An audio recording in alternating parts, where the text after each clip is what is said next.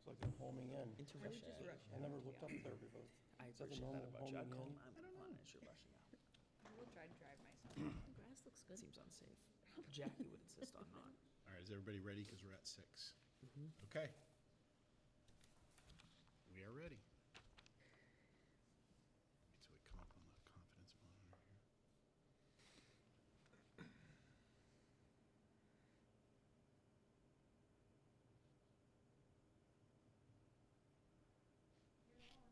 We're on? Okay, we're on. Okay. All right, I don't see it on the confidence monitor, but that's fine. Good evening and welcome to the Select Board meeting for June 3rd, 2024. I am the Board Chair, Eric Eldridge. The following meeting is being recorded and broadcast by Tyngsborough Media. The meeting is available through our local cable access channels on Xfinity and Verizon Fios, and as a live stream on our website, www.tyngsboroughma.gov. A recording of this meeting will be available through the video on demand portion of our website. Open meeting laws require that any member of the audience who intends on recording either video or audio so declare that now. Seeing none, after instruction from the State Fire Marshal and the Tyngsborough Fire Chief, in the event of an emergency, there is an exit directly across from me at the rear of the room and one to my left. With that, I would like all of those who couldn't stand, please say the Pledge of Allegiance. I pledge allegiance to the flag of the United States of America and to the republic for which it stands, one nation, under God, indivisible, with liberty and justice for all. Thank you. I will start with board introductions to my left. Good evening, Jacqueline Schnackertz, Executive Assistant. Good evening, Ron Schneider. First of all, I'd like to say hi to Jackie Gilfus, her first select board meeting. And hi, I'm Ron Cohane. Good evening, Mike Moran, Vice Chair. I'm Jackie Gilfus. Good evening, Colin Loisel, Town Manager. Good evening, Catherine Foster, Assistant Town Manager. Okay, and as Select Person Cohane said, welcome, Jackie. Yeah, it took my thunder. Welcome. It's great to have you here. Look forward to you joining us on the board. Slight adjustment on the agenda. We have a joint meeting with the school committee to consider an appointment to fill the vacancy on the school committee. We're actually going to move that to just below citizen business time, so we can address that a little bit earlier. With that, I will entertain a motion on meeting minutes. Mr. Chair, move the board accept the regular session meeting minutes for review and approval. Which date? Second that? For May 13th? For May 13th? Oh, May 13th, 2024. I'll second that. I have a motion and a second. Any further discussion? All those in favor? Aye. Opposed? Abstain? That carries 5-0-0. Jackie was here during that. Executive session. Mr. Chair, move the board accept the executive session meeting minutes for review, approval, not release for May 13th, 2024. Second that? I have a motion and a second. Any further discussion? All those in favor? Aye. Opposed? Abstain? Abstain. That carries 4-0-1. Excellent. Citizen and business time. Any citizens wish to address the board? Seeing none, why don't we go right into our joint meeting? Let's call up the school committee. Do we have enough chairs for everybody? Not. Yeah.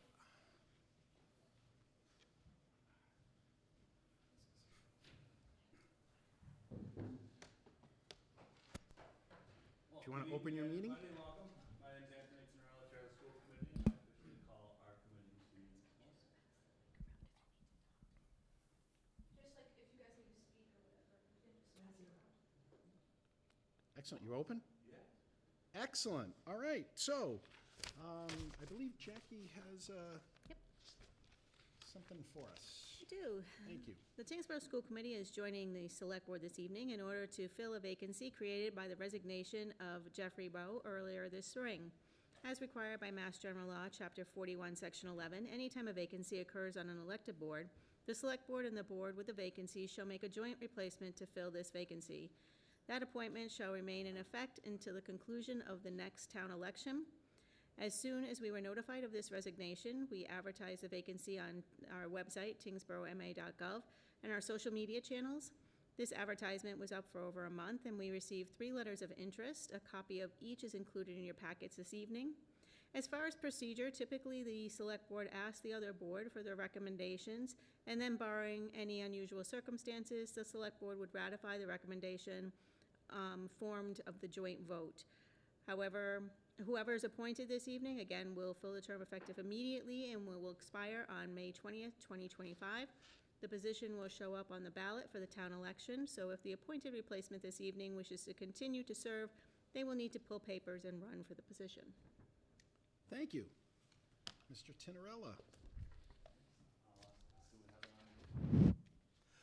After careful consideration from the school board, I have decided that I would like to nominate Mr. Bert Bushman to replace Mr. Jeffrey Bowe. Second. Are there any other nominations? All those in favor? Aye. Opposed? Abstained? That carries 5-0. Our Excellent. nomination, Mr. Chair, would be Mr. Burke. Mr. Bushman's here today, too, which is fantastic. I will open up to the board for any questions, comments? The school committee has made their recommendation. I will take their recommendation. Thank you very much for your recommendation, and thank you, Bert, for stepping up once again, and again, and again. And again, and again. Anyone else? It's a tradition almost. Yes, Mr. Schneider. So, no, I agree with certainly the school committee's recommendation. I've worked with Bert in the past. It was great to see the number of people that expressed interest, and they were all highly qualified. So the decision could not have been easy, but I think you've made the right one, so thank you. Yes, and thank you for those who applied. We encourage you to get involved. It's great that folks stepped up. I certainly hope that there are lots of opportunities, as you'll see in some of our open positions, for folks to get involved in town. Thank you, Mr. Bushman, for stepping up again. So I guess we'll take a joint vote at this point. They've already voted, or do we just need to reaffirm? We can just vote. You can just vote to accept. So can I have a motion? Chair, I move to appoint Bert Bushman to the school committee for the term from today to May 20th, 2025. I second that motion. I have a motion and a second. Any further discussion? All those in favor? Aye. Opposed? Abstain? Carries 5-0-0. Appointment is done. Thank you very much. Thank you to both boards. I'm looking forward to it. Thank you. Bert, appreciate it. Thank you. Appreciate it. Okay. All right, Colin. Why don't we'll let you go into the town manager's report. You got it, Mr. Chair. Thank you. Thank you to the Friends of the Tyngsborough Elderly for the generous donation of $1,000 to the Council on Aging, which will fund part of a deep clean of the windows and the floors. The Friends of the Tyngsborough Elderly are a registered nonprofit in Tyngsborough that regularly raise funds to support Tyngsborough's elderly, and they do a lot of that work through gifts to the Council on Aging. The Lake Muscoppic Association has once again donated a boat to the Tyngsborough Police Department for use to patrol waterways in town. They donated a boat to the town just about 3 years ago, and we have a few officers who have completed the necessary training and received the appropriate endorsements from the Massachusetts Environmental Police to conduct water patrols. The old boat is no longer working, and without asking, the association saw it on their own to purchase and donate the new boat. Today we worked on getting that registered. We'll ask the board to formally accept the donation at its next meeting. Excellent. We were notified last week that the town of Tyngsborough was awarded $157,000 in a Community Compact Cabinet Municipal Fiber Grant through the Commonwealth. IT Director Tom LaFlame sought the grant, and we're grateful to him for the work that went into putting the grant together. These funds will help us bring the fiber network over the bridge, connecting the new clubhouse, and will also leave it at the Norris Road campus, so that when the school department is ready to connect, they'll be able to. It'll already be right there. That will be the finishing touches on fiber as far as our existing municipal buildings. We never had the funds to get across the bridge. We've identified it. In fact, when Tom presented to this board 2 or 3 months ago, the IT assessment, that was one of the issues that we identified. And so we're appreciative to the state for that money. We've done very well through the Community Compact program. It's just another example of how we seek these grants and how, knock on wood, we've been able to use the work we've done with the previous allotments to continue to score highly in these grant applications. Congresswoman Lori Trahan was in Tyngsborough last week to discuss the $690,000 ARPA investment that this board authorized for our public safety communications project. We've talked about it at length here, what that means for our police and fire departments, but we were also able to have a great conversation about the need for more investment from the federal government, specifically in the area of public safety infrastructure and other critical infrastructure as well.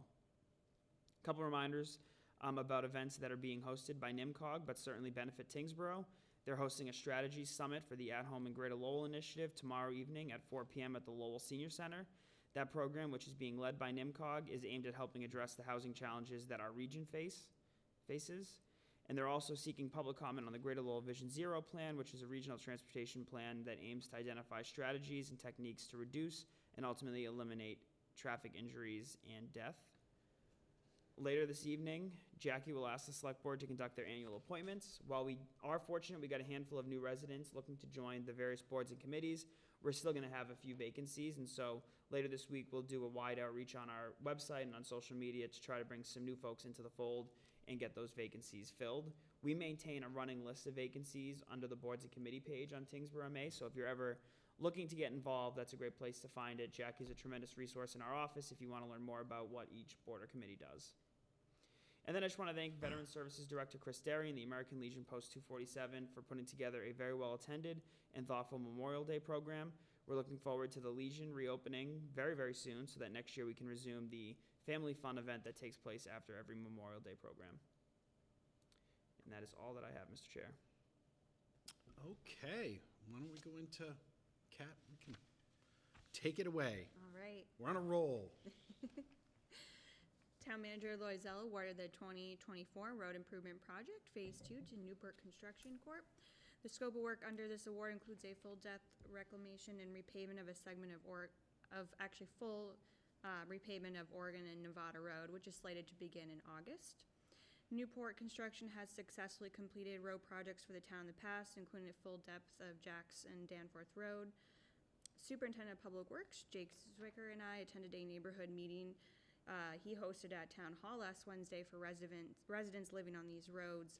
For residents who are unable to attend, who were not able to attend but are interested in receiving project updates, you can call myself or email me. We can add you to the list.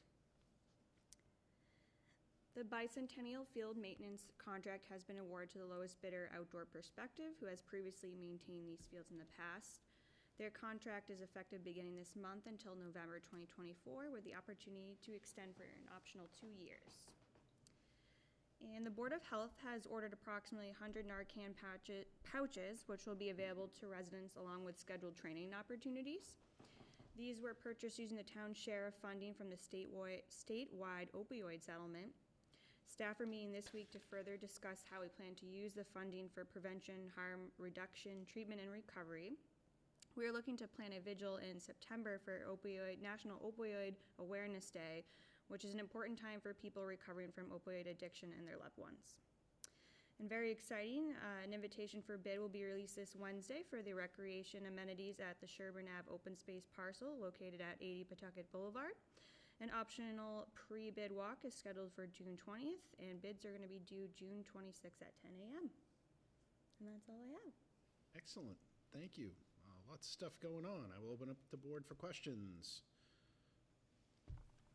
Mr. Schneider? No questions, Mr. Chair. No questions, Mr. Chair. I have no questions. Thank you. Appreciate it. No questions. Excellent. Great stuff. I'm glad to see that we're working on the opioid pieces and all the other things. I think that will be great.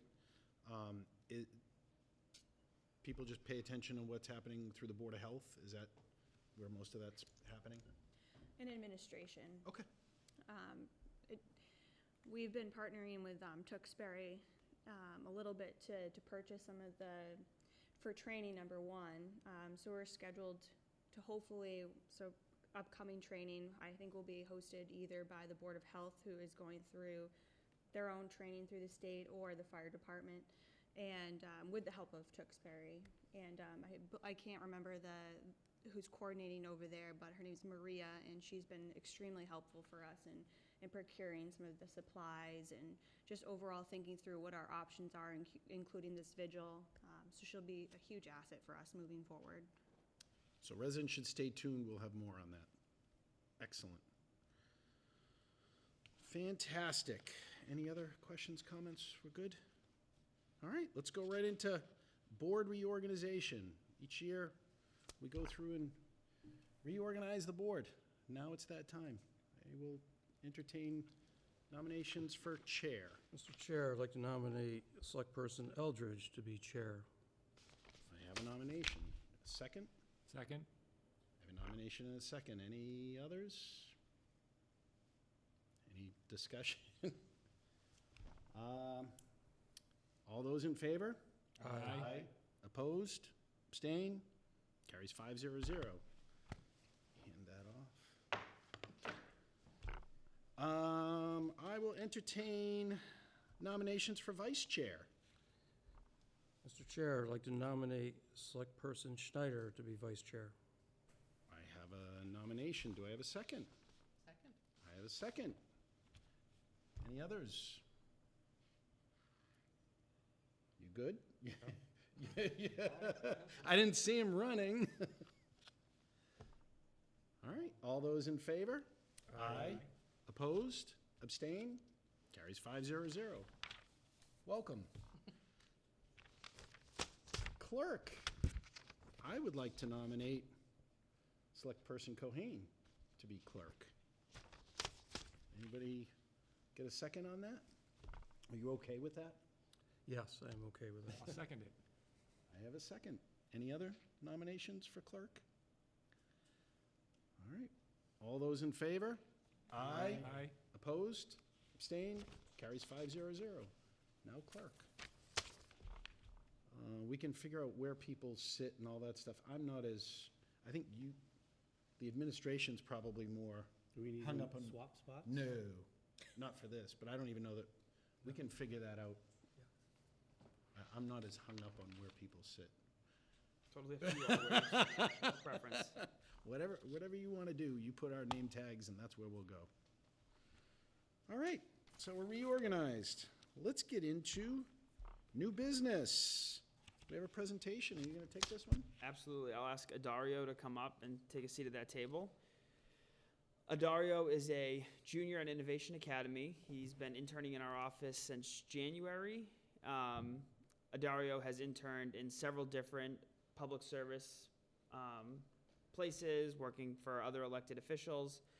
And when Adario started with us in January, expressed an interest in really exploring the different things that municipalities do. So we spent some of the time meeting with the highway department. We did informational interviews with human resources, the Board of Health, the fire department, the police department.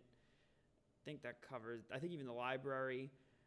Adario's focus was on finding a way to identify a problem that people in Tyngsborough or the area were facing, and then proposing a solution for it.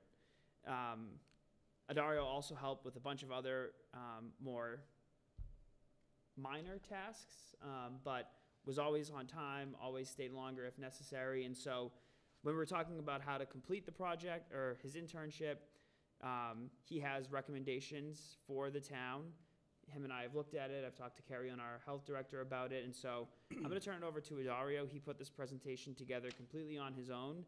And although his internship is coming to an end because he only has a week left of school, he'll be here in town for another year at Innovation. And then I've heard he's very interested in attending Suffolk University. That's just what I heard. So we'll leverage his passion for this to help implement some of his recommendations. So Adario, floor is yours.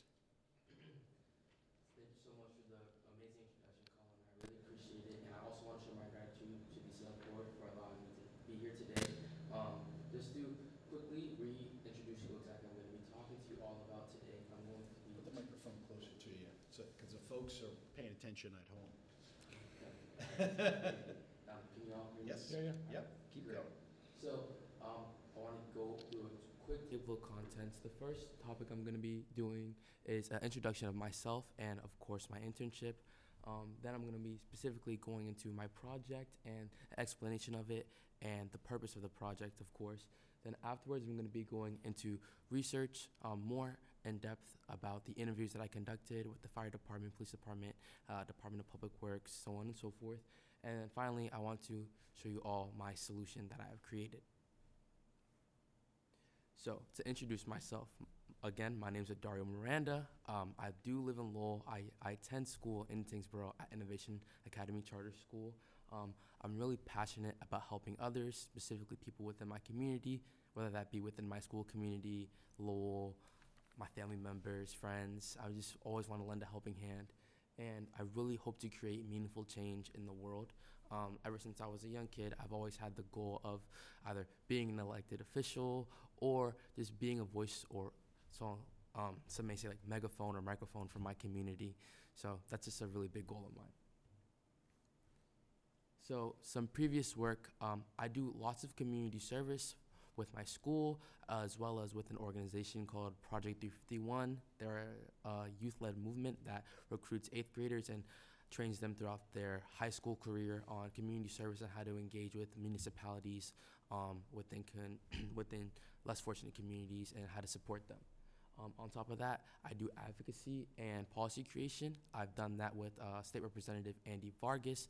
I created policy on fair housing, and on top of that, public transportation with Representative Andy Vargas. And as an advocate, I do talk about universal school meals a lot. I talk about the importance of them with Project Bread, an organization I've worked very closely with. And finally, I've done a little bit of fundraising, management, and some consulting with Project Bread and Coalition for Anti-Racist Education. Next slide, please. Thank you, Colin. So to go a little bit more in depth about my internship. Again, I'm a student at Innovation Academy Charter School, and I really wanted to work within the town of Tyngsborough, mainly because it was a very unique opportunity and aligned with my values of wanting to work for the community. And I have a really, really big passion for local government. I have experience working for the state through State Representative Andy Vargas, but I really found my passion working within the Haverhill office with him and getting to know a lot of the people that were working within the city. So I knew that I wanted to do the same thing within Tyngsborough so that I could really see the community from a different lens. On top of that, I wanted to create an impact because within Tyngsborough, I feel like without my school, I wouldn't have a connection, and I wanted to place some roots here and get to know the community a lot better because I spent 4 years almost in Tyngsborough, so it's a really, really great community.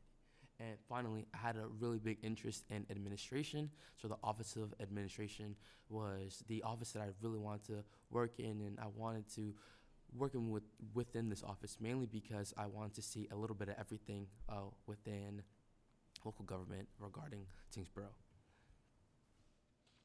So, to go into depth about my project a little bit more, the main purpose of this project was to gain more in-depth understanding of the issues that Tyngsborough was facing, and of course to get more involved with my community. And my vision for this project is I hope that from research and department interviews, I would be able to find an issue that I could tackle. And to tackle this issue, I'd like to create a program, policy, or process to aid in an issue, whether that be food insecurity, mental health, or a pothole, who knows.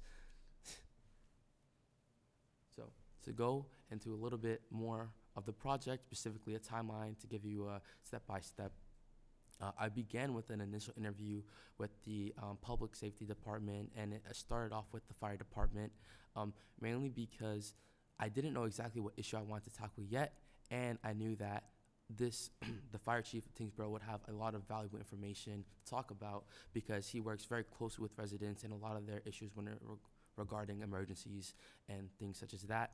And I learned about how first responders were currently struggling with residents dealing with mental health and how a lot of the emergencies that they were dealing with were regarding emergency mental health situations, such as citizens putting themselves or others in danger due to something that was going on within or outside the household and how that was affecting their mental health. So what I took from that is, okay, if a citizen was suffering through a mental health crisis, how could that pressure be placed upon a first responder. And that's how I kind of went into my next interview with the Public Works Department. I want to get a little bit more in-depth look to see if anyone within Public Works and other workers within Tyngsborough were facing mental health issues as well, and see if that was going to be a problem within the local government and how it was operating and things such as that. Through this, I was able to do through this interview with the Public Works Department, I was able to find out that a lot of the people working for Tyngsborough were very satisfied with their jobs, and that they honestly were going to work with a smile on their face and just really happy to serve the community. And that took a really big relief off of my shoulders because I was very worried about calling. No, I'm joking. But in all honesty, it was a really great thing to hear, and it made me even more passionate about local government because I would like to pursue this career path in the future, whether that be working in public works, fire department, just some place in local government where I can help my community. And I was very happy knowing that people were coming to work happy and ready to serve others, because that's what I hope to do in the future. But what this did lead me to is figuring out that if the workers of Tyngsborough weren't suffering from mental health issues, I want to see if citizens were suffering with mental health issues, because it still was being brought up by the police department, which I did have an interview with afterwards. I was able to go to the public health department and get a little bit more of an in-depth look on the resources that people were receiving within Tyngsborough, as well as people who work for Tyngsborough, the resources that they were receiving. And I was able to see that there were really, really great resources, but that there were a few obstacles that people were facing.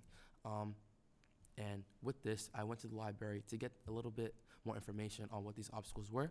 And through that, I was able to find out that a lot of it was just knowing that the resources were available to these people and having the knowledge of these resources. So I want to go a little bit more in depth about my research findings. So again, the resources were very, very broad. Some of them were events that were happening during spring, such as the elderly mental health event that happens every spring. On top of that, there was lots of programs. One that I absolutely was shocked to find out about, because it sounds absolutely amazing, is a hoarding program that people are given through the public health department. And it was very great because it took people not only through a journey on how to address their hoarding issue, but also gave them strategies on how they could implement like better cleaning organization within their household. On top of this, there was plenty of education that people received on mental health, whether you were working for Tyngsborough or a resident of Tyngsborough, regarding mental health and how to help others going through a mental health crisis. So here are a few examples of really, really great programs that Tyngsborough has worked hard to implement regarding mental health. I want to go over this quickly, but I'd like to address one that I thought was very important, which is the behavioral health unit police collaborative that the police chief has been working with. One, it is an amazing program that is between Tyngsborough, Chelmsford, and Lowell, I believe, and I think they are trying to work with Barica. Do not quote me on that. I am not 100% sure, but knowing that that was there and available to first responders, not only just police officers, people who were EMTs and firefighters as well, was very, very eye-opening, because I was able to recognize that they were receiving really great help through the city, and everyone just was being very kind to them and had their backs within the local government. So some obstacles that I found that people were facing when regarding mental health was admission. It can be difficult to admit that you're suffering through a mental health crisis or that you have mental health issues that you've been dealing with throughout your life. On top of that, again, knowledge of the resources. Although resources are widely available within the website and walking within the building, there may be examples of resources on where to go to recycle or where to go when having a physical health issue. But when regarding mental health, it can be difficult to find, and that can be a barrier for many citizens and residents within Tyngsborough. And finally, one that I struggle with and many other people struggle with is accepting that you have and are suffering through a mental health crisis. A really big obstacle that people face is getting over that denial stage and accepting that they themselves need help, and accepting that help can be very difficult for lots of people. So, creating a solution. I really want to come into this with something that wasn't going to be a hard lift off, or something that would take something that I believe won't take a very long time to implement. And I created a idea of a common application for people within Tyngsborough that can address their mental health needs. This is not an image I created, but this is what I hope it would look similar to. In summary, it'd be a basic application available to all residents that allows them to request information, programs, and resources regarding their mental health. So, some key components of this application that I would absolutely love to see are privacy within the application, communication between Tyngsborough residents and the public health department, and for it to be sufficient and easy for residents to submit. And the way I would like this applied, privacy, I would like residents will only send their identity to the public health department. And I believe that this is really important because a resident should be able to put their trust within the department, and with this, it'll be a lot easier for them not only to accept that they are going through a mental health crisis, but to admit that they're having a mental health crisis. Second, collaborativity, I think, is very important. I hope that the public health department will have communication they need with residents that are filling out this form. They will also be able to gain information on the common issues that residents are facing, whether that be anxiety, depression, bipolar disorder, and this will allow the public health department to really dial in on issues that are putting a stressor within the community. Finally, sufficiency. With one form, residents will be able to show public health department what resources they need, and I hope that this form will be a really easy liftoff for residents, allowing them to express what they need and receive it as soon as possible with just one form. Finally, I'd like to go over the importance of this project and the research. Residents can come forward about issues that they are facing. A really important part of local government that I believe should be implemented within all, and that I believe is implemented within Tyngsborough very well, is communication between residents and local government. We should all work within unison to each other, and I'm sure you all agree with that. It's for the betterment of the community, of course. Finally, it will help residents get connected with resources that they need. We all care about residents of Tyngsborough within this room, and making sure that they get the resources that they need to thrive within their community and do what they can to better the community themselves, I believe, is very, very important. And finally, this can empower residents, allowing them to admit that they are in need. A resource like this can be shown to others that have suffered through mental health, and this can be shown to them by their peers and others that are facing mental health issues, and allow them to, again, admit that they are going through this crisis. So, in conclusion, although I have done research and created this idea, with your work in politics, relationship with the community, and years of experience, I believe you all will be able to create an amazing common application for residents. So please encourage the town of Tyngsborough to create this application. I know that I myself wasn't able to create an application like this alone, and I know that it can be a job that could be difficult for people all over within local government, and collaboration, again, between departments and working together, I think will be best when it comes to tackling this issue. And I just want to really take a call to action when it came to mental health. So thank you all so much for listening. Muchas gracias. And I really, really do appreciate, the Office of Administration. You guys have been a really great resource and help when it came to this project, and also very welcoming. Thank you all for listening to me today. I really appreciate it. I'm only a junior in high school, so this is a very big step for me, and hopefully in my future career in public service. So thank you all. Thank you. Thank you, yeah. Mr. Chair, if I could just quickly, the timing of this presentation, Adario came up with this idea on his own. One of the things that I've been talking about regularly with our health director, Carrie Unn, and our Council on Aging director, Barbara Roach, is that we have pockets of places that residents can go for certain services, and it becomes kind of a coordinating challenge. We're very fortunate to be part of a public health excellence grant, which allows us to create regional opportunities. We just hired 2 months ago a shared services coordinator who is really working to centralize amongst the communities in this grant things like this, so that a resident who reaches out to the Council on Aging is getting the same level of service and options that somebody who reaches out to our Board of Health is. Because of the grant, our staff and the Board of Health have had more time to help with those social services type requests. And as we encounter more of them, it's becoming more clear that we need something like this. But Adario didn't know that going in, so it's just interesting to see that on his own, he came up with this conclusion.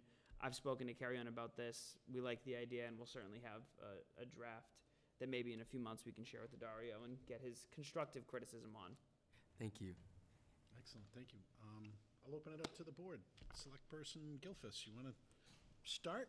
Yeah, I mean, Adario, this was amazing. Really delightful, wonderful presentation. You are beyond your years in a lot of ways. So this was really, really wonderful.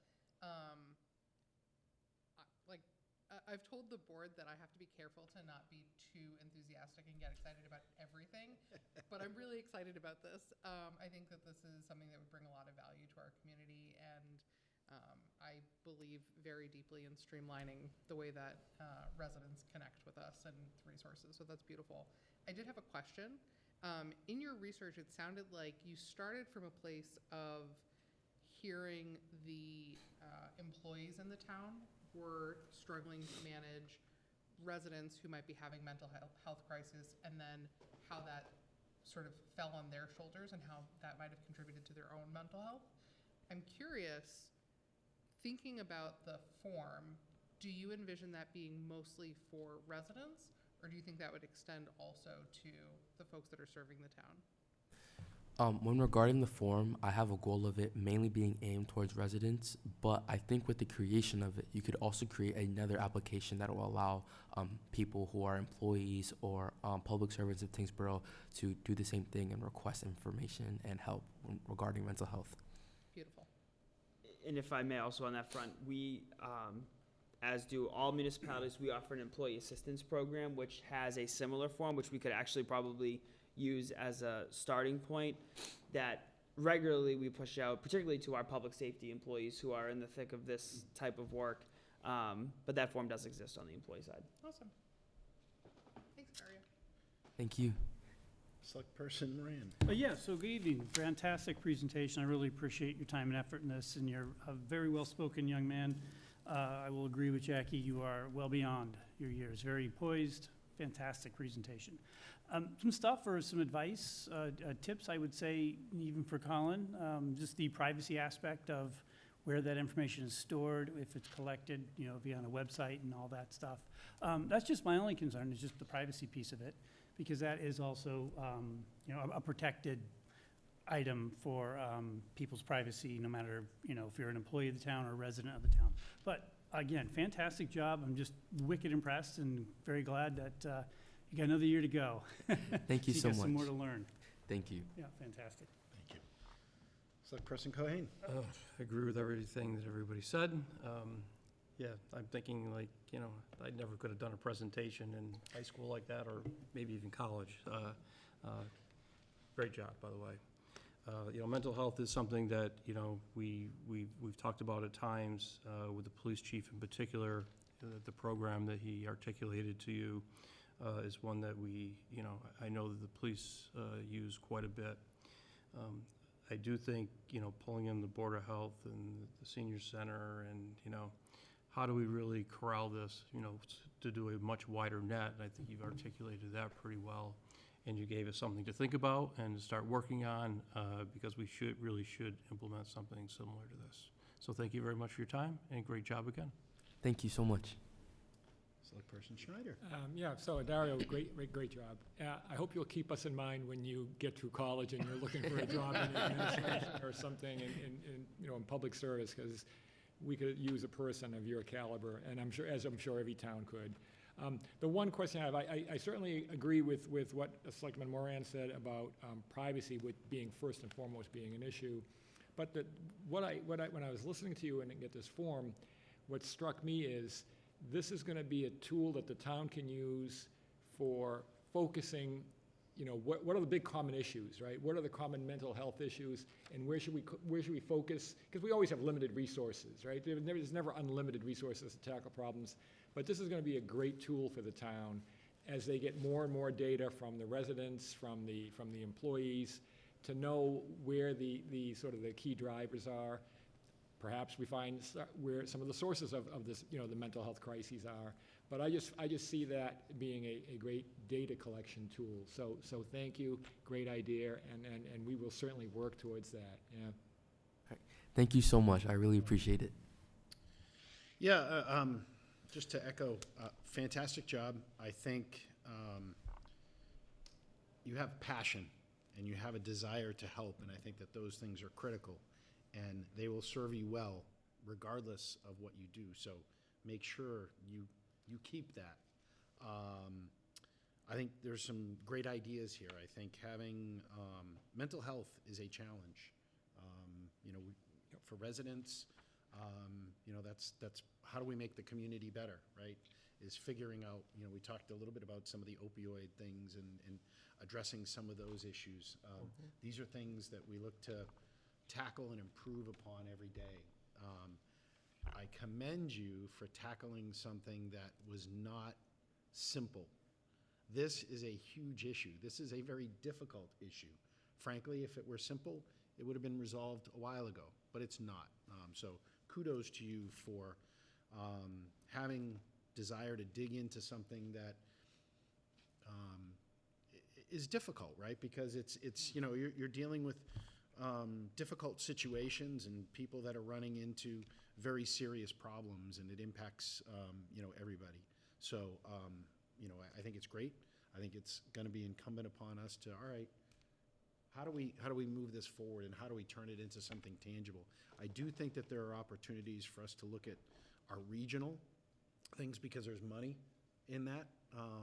I think that there are all sorts of ways in which we can connect people.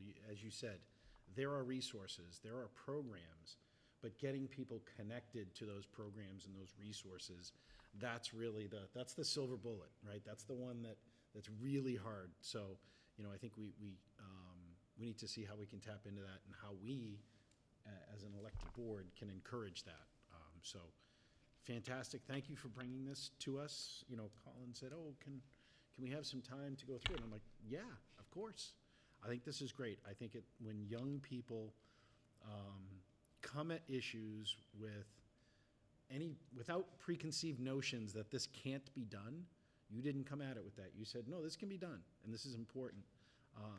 That passion, I think that's fantastic. I think that's what we need, is that diverse view of issues that are serious. So thank you for coming in, and we'll work with Colin to see how we turn this into, we're going to talk about goals. Perhaps this is something that gets on those goals for this year. Thank you all so much. I really appreciate your time. Thank you. Thank you. It's been a Appreciate pleasure. it. Thanks, Great job. Dario. Thank you. Enjoy summer. Excellent. All right. Are we going to do the HCA modification? At least can we talk about it, and then we'll table it? Absolutely. We were notified by the Cannabis Control Commission about 2 weeks ago now that the existing HCA with Nature's Remedy, which is owned by Jushi Inc. at 420 Middlesex Road, is no longer compliant with their current regulations. 2 years ago, the state passed laws amending the acceptable structure of host community agreements. This was brought to their attention because Nature's Remedy is at the 5-year mark since their HCA was originally awarded, and they have to renew it. We've been working with our council and council for Jushi to revise the host community agreement to comply with the current regulations. In all transparency, we have been only enforcing the provisions of the HCA that were enforceable under the new regulations, but we're going to need to approve a new one in order for them to renew their license. So I was hoping to have it on here tonight. Jushi is still working through the review process, so we'll bring back a final version for this board to consider at its next meeting. Thank you, appreciate the update. Any questions on that? Well, thank you very much. Okay. Annual appointments. This is Jackie. Yes, it is. So, we are pleased to present you with a list of fiscal year '25 Select Board appointments. A full list is included in your packet this evening. You will note there are a few Select Board represented positions that will need to be addressed, including the Affordable Housing Committee, Capital Asset Committee, Master Plan Implementation Committee, Northern Middlesex Council of Governments, and the NEMCOG alternate, and also a Zoning Review Committee. The annual process began in early April of this year when we notified all current boards and committee members whose terms were expiring that they need to apply for reappointment. On April 10th, we posted a full list of positions up for appointment on the town's website, in the clerk's office, and on social media so that interested residents could apply for a position on one of these boards and committees. Additionally, our media department aired a podcast in late April to encourage residents to volunteer for these positions. It should be noted that this board has made every effort in the last few years to encourage new residents to get involved by volunteering. We received a few new applications, which are noted on the enclosed list. Additionally, there are several members that did not seek reappointment, leaving the following vacancies on the Affordable Housing Committee, Agricultural Commission, Council on Aging, Town Education Fund Committee, and an alternate for the Zoning Board of Appeals. Once the appointments are finalized this evening, all remaining vacancies will be advertised on the town website to seek volunteers to fill these important roles. Any residents interested should contact the administration office at Town Hall. These appointments will be effective July 1st, 2024, and the length of term is noted on the attached list.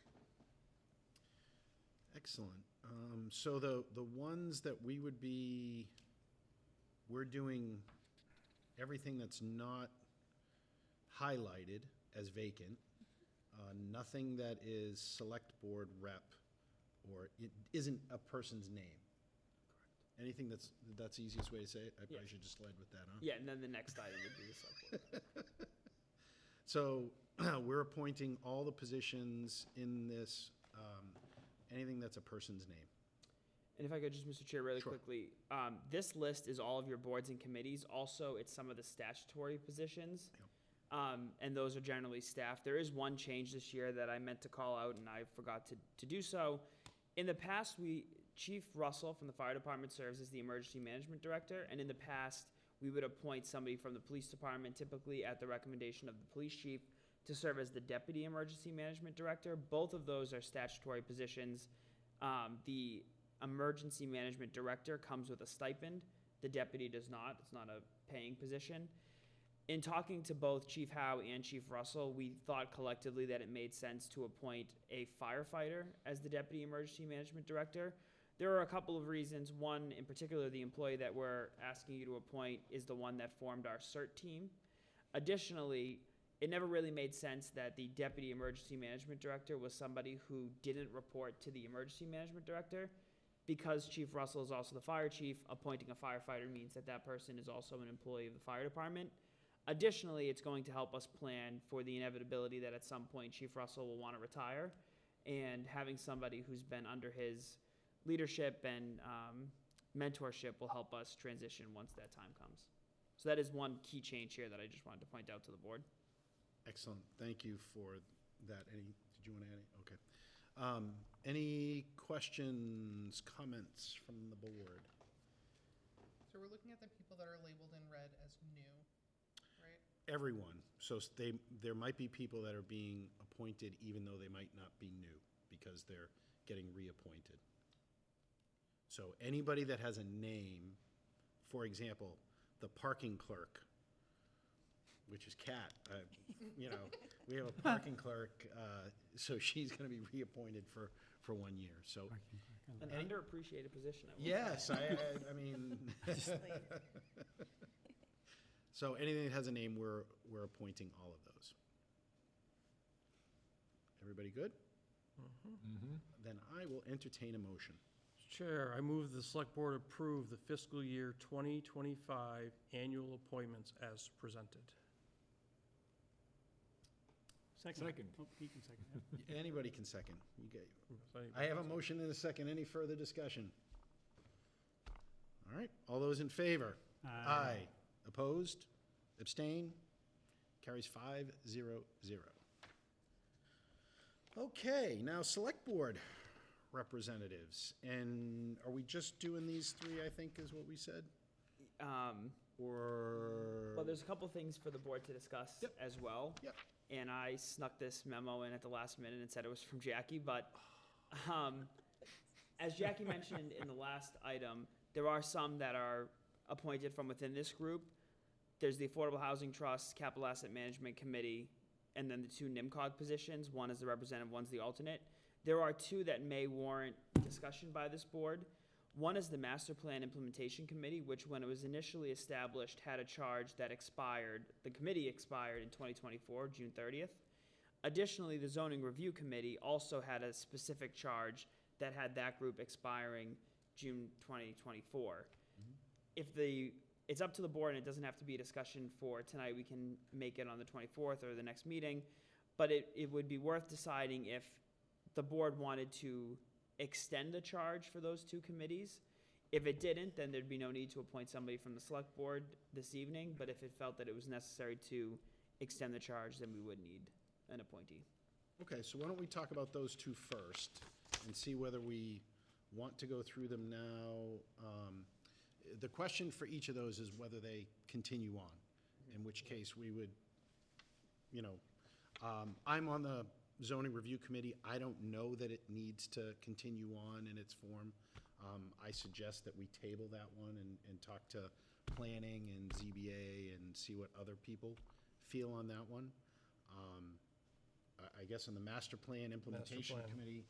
So, Mr. Chair, on that one, I was on the master plan committee, I don't know how many pages that is, with hundreds and probably thousands of recommendations. So I think I'd like to continue that one for one more year at least. Colin has done a good job, but we still got to figure out, because of the scale of the thing, how exactly we do that moving forward. It's something that Beverly Woods really thought was very important, not to just take the master plan and stick it on the shelf and never to be done again, looked at again. And I think our town manager and a lot of the employees have done a good job to this point. I think one more year of just kind of getting a good process down, and then, possibly in another year, I'm just coming back at certain times during the year with updates might be a good idea. But that one, I think I'd like to continue the charge for at least another year. Anybody else have any? I personally think we should always have a master plan that's consistently updated, and we're constantly working through how to implement on that updated plan. I think that's kind of to me, that's a in perpetuity type of thing. I think it has merit. I think the master plan that was done before I was in, I think it's really well done. I think the points there are still extremely valid. I think that there's a lot of work that can be done from that. It's not like it's outdated. So at least one more year on that, I would think. So do we need to do anything to extend that committee, or do you just want us to assign to that If you committee? assign a member with a term to expire in June 2025, that will extend the committee. Okay. All right, so we'll put that one in. I would table the zoning review for now until our next meeting. And then the rest of them we need to do anyway, right? Yes. Okay. Do you want us to do these individually? It would be How would easier because you'll. How would you like us to do that? It would be easier if you said, for instance, a motion could be, I move that the select board appoint Colin Loisel to. Yep. And then do it for, all of these are one-year terms, so all of them would expire June 2025. Okay. So why don't we do, well, let's start at the top then. We'll do each of them individually. And then when we get into capital asset and, NIMCOG, you already broke them out. Okay. Is there anybody who was on Affordable Housing Trust before? I was on something with the Yeah, Affordable Mr. House, Moran. so I could continue that. I'm also interested in that, Oh. if you don't want to continue. If you want to try it out go right ahead. I do want it. Oh, okay, then with a little thumb wrestle you in. So So, what am I hearing? Mr. Chair, I make a motion to appoint, if I get the names, Jackie Gilfus as the Select Board appointee to the Affordable Housing Committee, term to expire in 2025, June 30th. Second. I have a motion and a second. Any further discussion? All those in favor? Aye. Opposed, abstained, carries 5-0-0. Got that one done. Capital asset. I am on that with Mr. Schneider. Yes. I am open.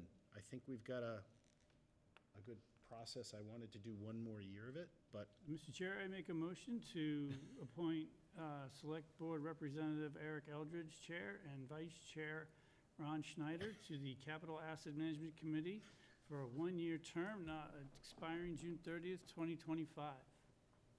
Second. Mike's got these down. I Not tried to get wasting out. time, we got a fishing trip to go to. I have a motion and a second. Any further discussion? All those in favor? Aye. Opposed? Abstain? Carries 5-0-0. I guess we're back on. Master Plan Implementation Committee. I would like to continue that. Mr. Chair, I make a motion for Ron Cohane to be on the Master Plan Implementation Committee, 1 year, expiring June 30th, 2025. Second. I have a motion and a second. Any further discussion? Second now. All those in favor? Aye. Opposed? Abstained? Carries 5-0-0. NIMCOG, you've been on that for a while, and 7 years, would love to continue it. Mr. Chair, I make a motion to extend the continuing representation of Select Board Representative Cohane on the Northern Middlesex Council of Governments, one-year term expiring June 30th, 2025. second. Got a motion and a second. Any further discussion? All those in favor? Aye. Opposed? Abstained? Carries 5-0-0. Alternate, this was Select Person Calabocas before, so Correct. who would like to get involved with NIMCOG and understand what's going on? Well, I can't nominate myself. Would you like to? I'm saying No, I would you like can't- to do it? Yeah. can't Oh, nominate excellent. Well, then I move that the Select Board appoint Michael Moran to the Northern Middlesex Council of Governments alternate for a term to expire June 30th, 2025. Second. Second, I have a motion and a second. Any further discussion? All those in favor? myself. Aye. Opposed? Abstained? Carries 5-0-0. We're done. That's pretty straightforward. We get you what you need? Yes, perfect. And then, who's gonna reach out on the zoning? I will add it to your agenda for your next meeting, but also the zoning review committee is technically scheduled to meet again on June 11th. Okay. So I'll add a brief discussion to that meeting as well. Yeah, I think we just have to figure out, because I know that there was money that we got from NEMCOG to work on our recodification of the I don't know when that, We are coming to, we have enough money to potentially have the Barrett Group, which is the consultant, do one more smaller project, which I think the committee is inclined to ask them to look at our table of uses. Yep. We could certainly, without a formal zoning review committee, continue that work and get updates, say, from the zoning board of appeals or planning board. if but- we have one more, then we sit there and go, let's just do one more year, but Yeah. let's figure out if everybody else wants to do it. All right, excellent. Meeting dates. So, Colin, do you wanna? Tiny, You yes. pulled up what we have. I think you took the dates, similar to what we had, took a stab in green at possible meeting dates. Correct. And this follows the same schedule that it looks like you adopted for this current year, where in the summer and away from town meetings, the meetings take place every 2 weeks. Every 3 weeks, with 2 weeks in between each meeting. Obviously, as we get closer to fall town meeting and budget season, and then May town meeting, it goes back to an every other week schedule. I also included in here, in the red color, is important dates like when fall town meeting is. I've also tried to incorporate, keeping in mind the deadlines to post the fall town meeting warrant as well as the annual town meeting warrant. You'll notice that on both of them, based on the schedule, we have some flexibility, so if folks are not available, Yes. we'll be able to adjust that. And then we noted when the holidays were, which kind of shows why in some cases there's seemingly more of a break than usual. So, can we have folks, and let's do this, not in our open meeting yet. Let's have everybody put in which dates you may have some conflict. If you know that you're not gonna be there, note, I will not be there. If you may not be there, say you may not be there. We'll try to work around those as best as possible so that we can ensure that we have a quorum and that we can get work done. So this is just a starting point. We're not gonna vote on anything. We're good until, we have June 24th as the next meeting. Looks like we may have some conflict already.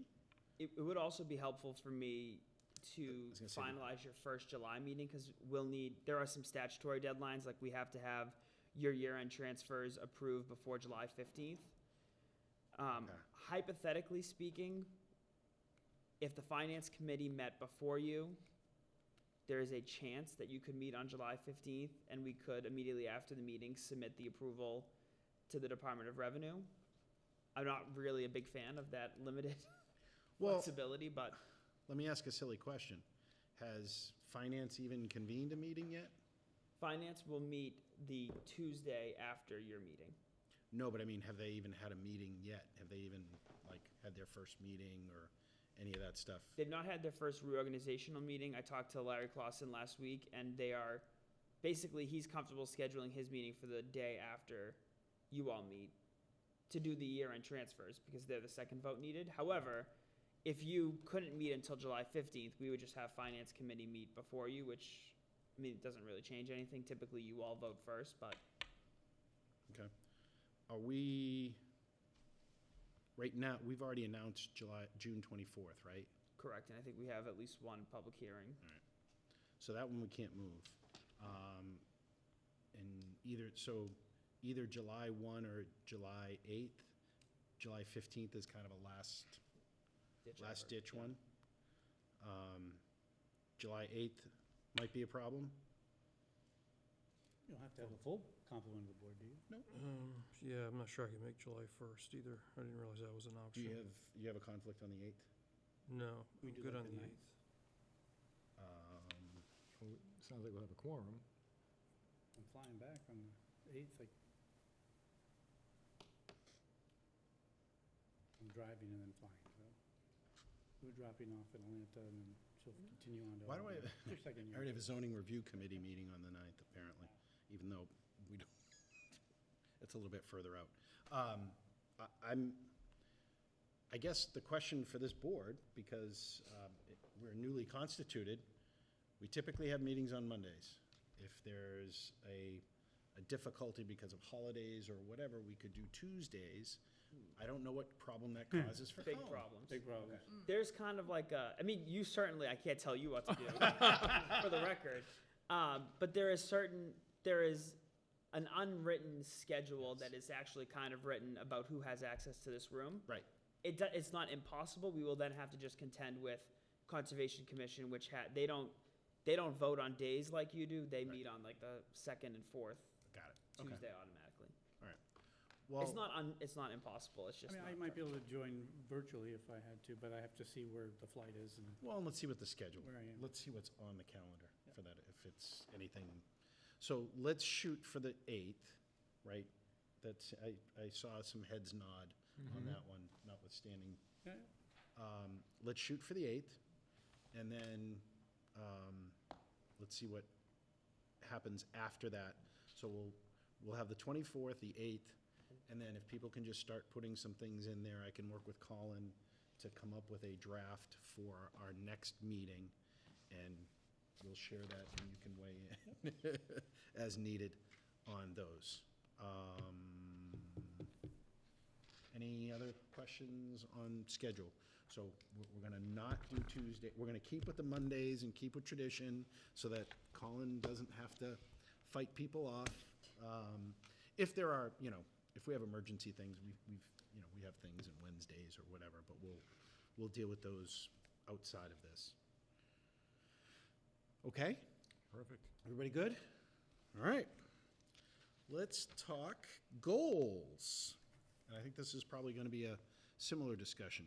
Did you want to take us through what we had here and then how we might tackle it moving forward?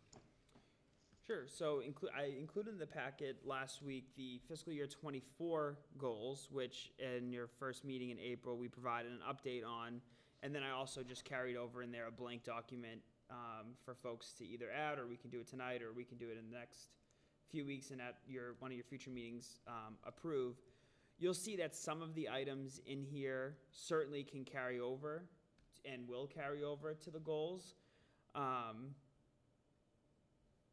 In fact, if you look through each individual one, items that are in green are still upcoming items. So in those cases, it would likely make sense if the board is still interested in these goals, carrying them over to the fiscal year '25. So I can, by default, if the board has no issues, anything that's still open from fiscal '24, carry over onto fiscal '25. Yes. And then certainly add whatever new items the board thinks are appropriate. So, Mr. Chair, Yes. is the best way just to send our recommended goals to Colin? And then he'll Correct. put together a spreadsheet, and then we can review it all together Yep. at a future meeting? Yep, yeah, that's what I would recommend if you have some items. I mean, I know, I would like to see us come up with whether that's working with finance, but a long-term debt and financial planning that goes out beyond a couple years so that we can start thinking about public safety and some of these larger purchases, and we just need to understand what our debt capacity might be so that we can start to think about some of these things beyond the short term. And I know others have some things that they would like to incorporate in there. So if we can just get those to Colin, we will move over any open items. I think the website one, we can get rid of that one, but a lot of these will carry over, and we might tweak what some of the individual goals are under those, and then we'll go through those potentially in our next meeting or the one following that. But I think getting goals that are tangible and achievable, and we can measure them as part of Colin's review, that would be good. Yes. Any questions, comments on process relative to goals? Excellent.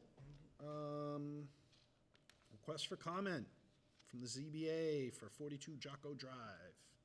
Thank you. Included in your packet this evening is a request for comment from the Zoning Board of Appeals on a request for a variance to construct a 1,001 square foot in-law apartment at 42 Jocko Drive. The Select Board typically does not make comments on these type of applications in order to allow the Zoning Board of Appeals the ability to do their diligence, and we recommend the same for this evening. The Zoning Board will hold public hearing on this matter on Thursday, June 13th, 2024. We don't typically comment. Anybody feel like we should? Nope. Nope. I just have a question. Yes.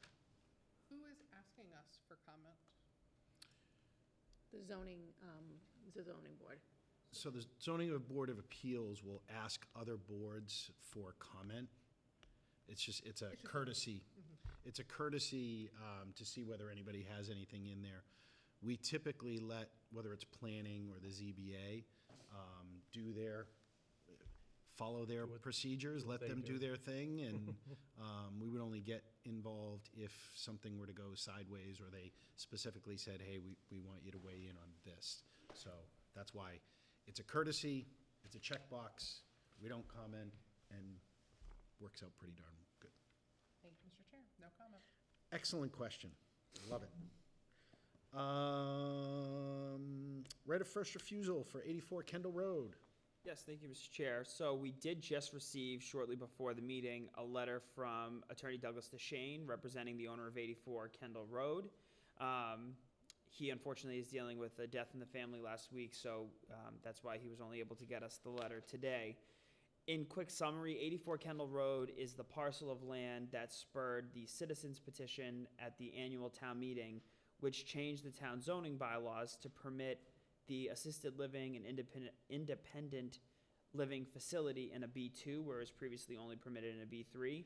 84 Kendall is right across the street from Bryant Lane here. It's a 30-acre or so parcel of land.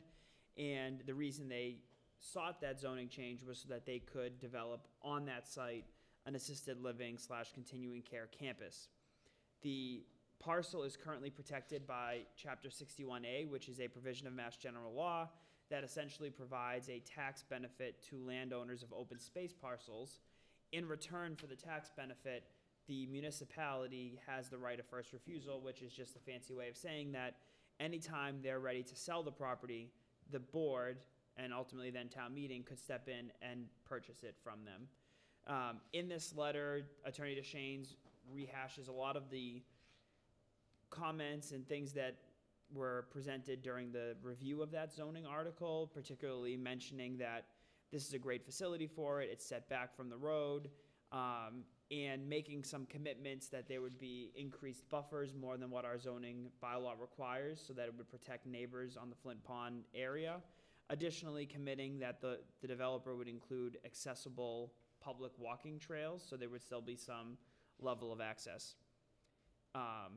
There is a clock on these. I believe it's 60 days from when we received the notice, which is today. The board will need to either vote to not waive its right of first refusal or start the process. If it was interested in purchasing it, we would obviously have to get some appraisals done. Mass General Law governs quite heavily how you purchase land.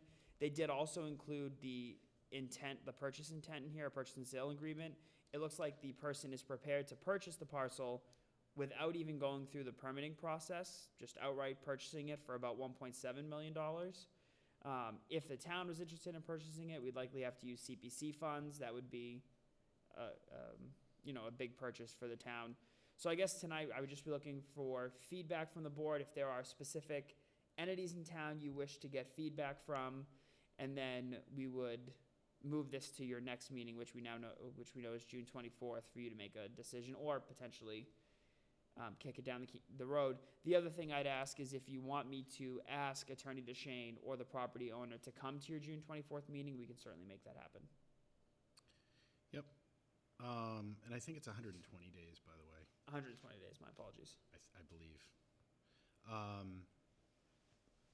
So I guess I will open it up to the board. This is our first, we just got it. It was one of those ones where we thought we were going to get it last week. As Colin said, I wanted to at least start the conversation. I'll open it up to the board for thoughts on how we might want to proceed, given what we know. Mr. Chair, I have a clarification question. Sure. So the purchase and sale tentatively says a March 23rd date, 2024. Is that the date with 120 days, or is it before us 120 days? Just want to clarify that. From when we receive it. Okay, thank So you. the clock Just wanna starts clarify today. that. And the second question I have is, does this list out who the actual builder would be? Is it a local person in town, or is it? This is just that an entity called Senior Living LLC is ready to buy the property. They would still, even if the board said it wanted to not execute, it wanted to waive its right of first refusal, this sale would go through, and then they would have to start their process with the planning board, which is when I would assume they'd start bringing Okay. on architects and builders, et cetera. Thank you. Yeah, and they would still have to go through this. It's got to go through the Yeah, planning those are just board my- and all those Those are my things. questions, Yep. if that was already a known thing, or. Any other?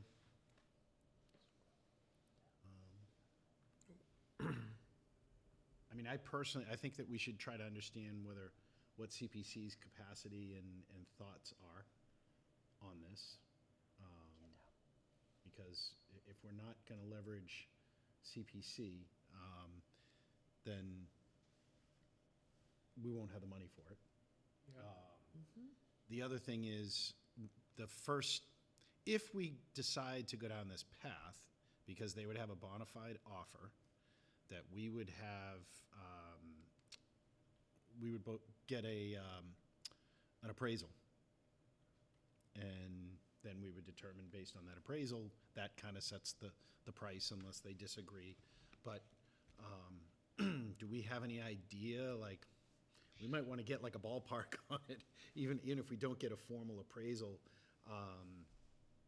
you know, I don't think we want to strictly go by that, because I think that ultimately it's driven, but I think if we get in a ballpark that sits there, and if, you know, the number is, you know, 3 times what CPC feels comfortable with, well, then it makes the discussion a heck of a lot different than if we feel like, you know what, we want to do it. You know, I think this one, because it's an assisted living, you know, there's benefits to the town. It's not like they're just putting in a, you know, a huge development that is going to tax resources and all those other things. So all those things, I think, come into play. We certainly haven't had an appraisal done yet. Our assessor's database values it at just about $815,000. Which is probably a little light. Okay. Mr. Chair, I just got Yeah. one more question. Sure. The follow-up question I have is, just hypothetically, if this were to, say it gets approved and they buy it and then they build it, this isn't a tax exempt entity where the town wouldn't receive any taxes from this. So the 61A goes away from being open space. Obviously, they sell it to some new buyer, and then this would then be a business in town. Obviously, they're offering a service that Chair Eldridge just mentioned is probably duly needed in town. But then the second thing could be if there's a specific tax rate or generations this could do long-term. Correct. This would certainly generate more in the way of property taxes than the undeveloped land does today. Absolutely. Thank you for my line of question. I guess, Mr. Chair, you know, before we go to the CPC, I mean, we just, you know, the citizen petition just went in front of this community and passed, I don't know, it was overwhelmingly, I don't know if it was you know, everybody voted for it, but it was very overwhelmingly. Before you go to CPC, they're probably gonna ask, like, do we, you know, or we spend money trying to get an appraisal, they're gonna wanna know what our thoughts are on this, so.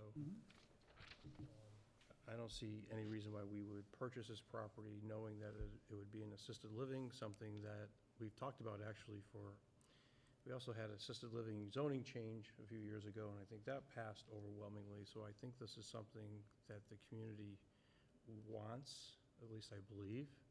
I know we need it, so I have no problem, you know, with moving this forward. Yeah, I'm not advocating doing an actual appraisal. I'm just sitting there saying, to understand what our options are. We may just say, you know what, we just want to waive it. But I do think, given the size of the property and where it is, you know, that's a nice piece of property, which one of the reasons why they want to put such a community there. I think we should at least understand what CPC feels. Is there anybody else? I mean, I understand, yes, it passed overwhelmingly at town meeting, but we had, what, 100, by that point, 110, 120 people voting. Right. So. That's a form of government. Yeah, oh no, I'm not disputing that. It absolutely happened. I'm just saying, but it's not like it's not like we had a huge ballot and we had a lot of folks that were there. But I would like to find out a little bit more. So the clock's ticking on the 120 days. Let's see if there's any appetite for that, given the use. I would like to understand from council what assurances we are going to have that it will be used for that purpose and that purpose only. Because what we don't want to have is have them come in and say, well, I'm going to put in this, we waive our right of first refusal, and then they say, oh, hang on a second, no, I'm going to put in something different. So we just need to understand how we ensure that the use of the property is what we think it is today before we waive that. But I think we can do a little bit of homework and get a little bit of feedback from some of the other folks to understand even what our capacity is on this, and then we can bring it back up in our June 24th meeting. Do we want to have the applicant come in front of us for that, or is that, I think it's probably premature until we get some info. Yeah, I think so. We would have another meeting after that anyway that's still within the 120 days, so I'm going to unless anybody thinks otherwise, I would say we don't need anybody to come in on the 24th. And if we do, then we would have them come to a subsequent meeting. Okay. Is that what you needed? Yes. Excellent. So we don't need to vote on anything at this point. We're just giving you guidance. Correct. Excellent. Okay. The donated open space on Sherburne Ave. Yes. We have the ability to vote to record the deed, but you're going to give us an update? Yes. I will read this memo, but I did want to note that we had a substantial rain event last week. Our superintendent of public works drove by the site a couple of times. Water is certainly pooling on the development side in the catch basins. We didn't observe at any point water crossing the road from the lower catch basin. Certainly there is water that collects on the site that we'll be developing. It's raining, it's a low-lying parcel, that's part of the problem. One of the things that is a more recent development that may decide how the board wants to go this evening, as you'll remember, as a part of you confirming that the work that was required to be done on that parcel by Toll Brothers was done and saying that the deed was acceptable and agreeing to bring it to town meeting, we entered into an agreement with Toll Brothers that required that they, at their own expense, install certain underground drainage structures on the town side, the side that they've donated to us, and that they go back to the Conservation Commission to amend their stormwater permit, thus in perpetuity requiring that the new homeowners association would maintain those underground structures. Where we're in a tricky chicken and egg situation is that the planning board is still actively working with Toll Brothers to address water issues on the development side. The agreement that we entered into with Toll Brothers from the select board required that by July 1st, they install the underground drainage structures. The concern that the planning board has is that if they install the underground drainage structures on the town side and haven't completed some of the work that they were committed to the planning board to do, it may give the impression that they've addressed what they needed to address without actually addressing it. The reason I'm in a rush, not a rush, but the reason that I'd like the board to record the deed is because, as Kat mentioned earlier in the assistant town manager's report, I'm so sorry, we're prepared, the bids are available Wednesday, and by July, we're hoping to have a contract awarded with the vendors to do this work. The good thing is, where we've proposed these amenities is not where the drainage structure was going to go. So, what my recommendation to the board would be, and I'll ask for a formal vote at your next meeting, is that we amend the agreement with Toll Brothers to simply delay requiring them to install the underground structures, and we'll come up with a certain number of months until they've satisfied the planning board, because the planning board just wants to know that what they've told them they'll do is done, and make sure that by putting these structures on our side, they're not redirecting any water to it. The advantage to the structures, regardless, is even if Toll Brothers satisfies the planning board on their side, these structures will help with the inevitable stormwater that ends up on the parcel. So if anybody on this board feels like they wouldn't be inclined to amend that agreement with Toll Brothers, it may make sense to not vote to record the deed tonight. But if nobody has any concerns about holding off, then we could still move forward with formally recording the deed. From a legal standpoint, we've done all the things we had to do. You've reviewed the deed. They've done the work. Town meeting has said you're good to accept it. A simple vote tonight will allow us to record this with the Registry of Deeds, and we would take ownership. But that last-minute wrench I just felt was important for the board to know. I think I've talked to Jake about it, our superintendent of public works. I've talked to Dave Nader, who's the peer review engineer for TEC. We have no concerns about the ability for us to move forward with installing the sport court amenities without that drainage being added yet. Again, it's in a totally different area of the site, separated by a driveway. And again, we also don't think that by installing it, we're alleviating any of Toll Brothers' issues on the other side, but certainly the planning board has reason to want to make sure that Toll Brothers complies with their end of the deal. And the items that the planning board is waiting on, my understanding is that they addressed the issues. The only thing was there was some collars that they needed to put on, because basically, if you think about how water goes, they put down these pipes, and then when the pipes go in the ground, water that's not in the pipe can go right down that channel that's there, and they put these collars in there to divert that from going down that path. is that the only thing that they're waiting on, is just getting those things put on, and, which is not trivial, because you then gotta dig up all that stuff again and put those collars on it. Is that the only thing that we're waiting on? Yes, and that's where there are more wrenches. I was talking to Toll Brothers today, and they have a slightly modified proposal they're gonna be seeking approval from the planning board on. One of the other reasons why, regardless of your vote tonight, it's probably prudent that we delay making them install the drain structures is our review by the superintendent of public works and by TEC on what they've proposed for the side that we're gonna take ownership of was based on the existing plan for the development side. And so we may wanna make sure that whatever the planning board either does or doesn't accept Right. doesn't change what we would want on our side. So Right. the net on it is, I'm comfortable, Jake's comfortable, and TEC is comfortable with us accepting ownership tonight and going forward with the work. Because the conversation took place today and it's slightly related, I thought it was important that I let you know that I'll be asking the board to amend that contract. Mr. Chair, Yes, please. why don't we wait till the next meeting, get that amended? Yeah. Feel more comfortable seeing that amended, get one more iteration from the planning board, and then feel very comfortable next meeting doing this. Yeah, that's exactly what I was thinking, is let's, because the bids are going out. Yeah. We're not gonna sign a contract. We're back on the 24th. At that point, I have no concerns about pushing that out, because it's not on an area we're gonna be doing anything. Right. But let's have the planning board and Toll Brothers, and let's go through over the next 3 weeks, get that nailed down a little bit better, and then we can make that decision. If there's nothing pressing us to do that today, I think we'd be prudent to wait. Anybody have any concerns? So we're not gonna make a motion. Excellent. You've got your marching orders. Yes. All right. Ratify non-union contract approvals. You have some info to share with us on that?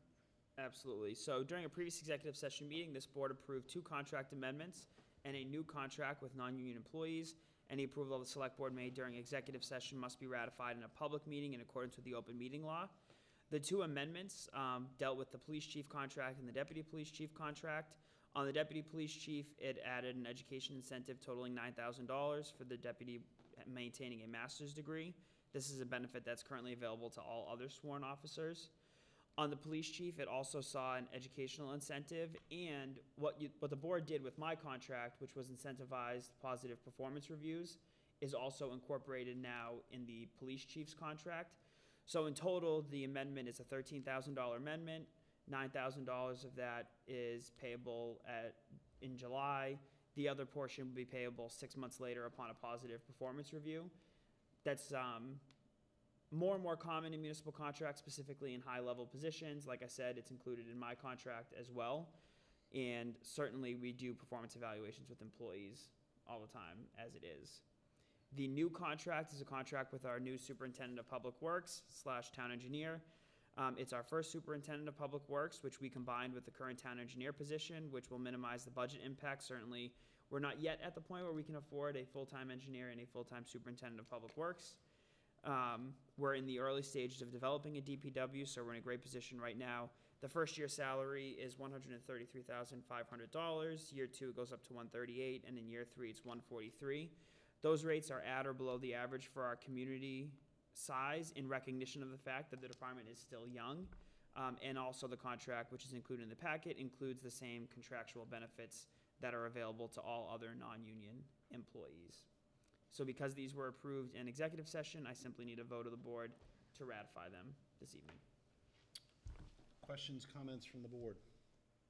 And you included copies of those, the Of all the- actual Correct. contractual language in those to reflect those changes. And for folks following at home, every single employment contract is available on the town's website and in important documents.